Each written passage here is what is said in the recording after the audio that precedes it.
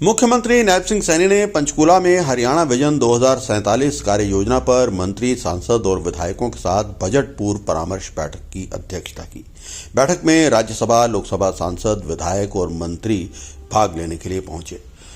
हालांकि इसमें विपक्ष को भी बुलाया गया था, लेकिन विपक्ष ने इसका बहिष्कार किया। मुख्यमंत्री ने कहा कि कोई भी नागरिक आगामी 31 जनवरी तक पोर्टल के माध्यम से अपने सुझाव सरकार को भेज सकता है, उस पर अवश्य ही अमल किया जाएगा। उन्होंने कहा कि बजट पूर्व परामर्श की ये बैठकें 6 जनवरी 2026 को गुरुग्राम में शुरू की गई थी, जिसका अंतिम चरण आज संपूर्ण हो गया है।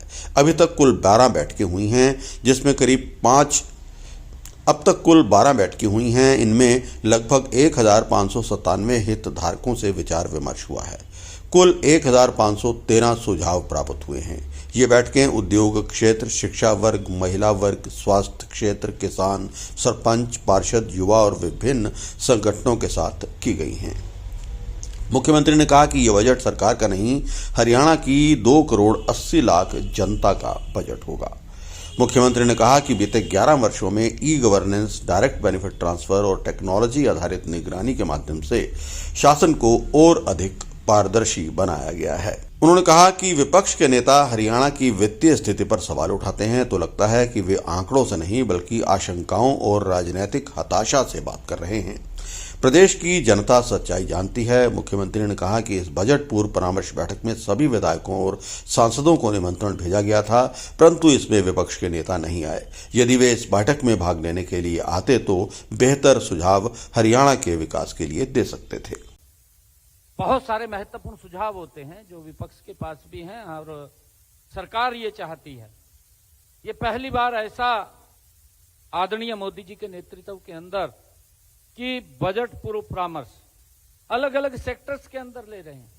और मुझे ये बताते हुए खुशी भी है कि हमने जहां जहां पर हम गए हैं, क्योंकि उस विभाग का हमने पिछले बार कितना बजट घोषित किया था वो भी हमने स्क्रीन के ऊपर उसी स्टेक होल्डर्स की बैठक के अंदर हमने उनको दिखाया है और ये भी बताया है कि हमने इसके ऊपर इतना खर्च किया है, इतना पैसा खर्च हो गया है और बाकी के अभी उसके ऊपर गति से काम चल रहा है। कुछ के टेंडर हो गए हैं, कुछ टेंडर की प्रक्रिया में है और जल्दी जो हमने बजट की अनाउंसमेंट किया था उस बजट को हम पूरा खर्च करने वाले हैं। और हमने उसी कड़ी को लेकर के 29 तारीख को भी सभी माननीय मंत्री गणों के साथ और हमारे जो विभागों के सेक्रेटरीज हैं उनके साथ बैठने का भी ये बना रखा है कि अलग अलग समय के अंदर हम बैठेंगे। उसके अंदर भी ये बैठ करके डिस्कशन होना है कि कितना बजट हमने पिछली बार घोषणा किया था और कितना वो खर्च हो गया है। अगर खर्च नहीं हुआ तो क्यों खर्च नहीं हुआ। हमारे मंत्रीगण भी साथ रहेंगे और हमारे सेक्रेटरीज भी साथ रहेंगे। ये हम उसके ऊपर पूरा मंथन चर्चा करने वाले हैं ताकि जो हमने शब्द विधानसभा के उस पवित्र सदन के अंदर बोले हैं, एक एक शब्द हमारा वो धरातल के ऊपर उतरना चाहिए। वो सरकार की हमारी जिम्मेवारी है जिसको लेकर के हम लगातार नॉन स्टॉप आदरणीय मोदी जी के नेतृत्व में और जो प्रधानमंत्री जी का संकल्प जो मैंने कहा है 2047 उसको हम गति से पूरा कर सकें। साथियों, मैं ये भी कहना चाहूंगा कि आज आप लोगों के जो महत्वपूर्ण सुझाव आप लोगों ने दिए हैं उसमें हमारे बराला जी जो राज्यसभा सांसद हैं उन्होंने नए कृषि कानून लागू करने एवं एफपीओज के बारे में उन्होंने बोला है और किसानों को लाइसेंस देने बारे फसल बीमा योजना, बीमा क्लेम करने बारे आ रही समस्याओं के निवारण हेतु भी उन्होंने कहा है। गोबर से खाद बनाने का संयंत्र एवं बारिश एवं खराब जल को उपयोगी बनाने हेतु भी संयंत्र लगाने की बात उन्होंने कही है।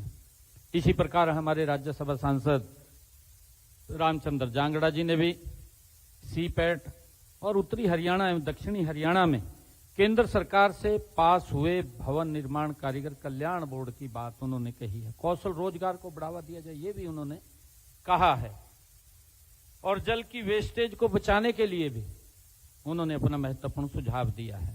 हमारे नवीन जिंदल जी बीच में बैठे हैं, उन्होंने आवारा पशुओं और कुत्तों के लिए भी अलग से आश्रय स्थापित किया जाए, उसके बारे में उन्होंने महत्वपूर्ण सुझाव दिया है।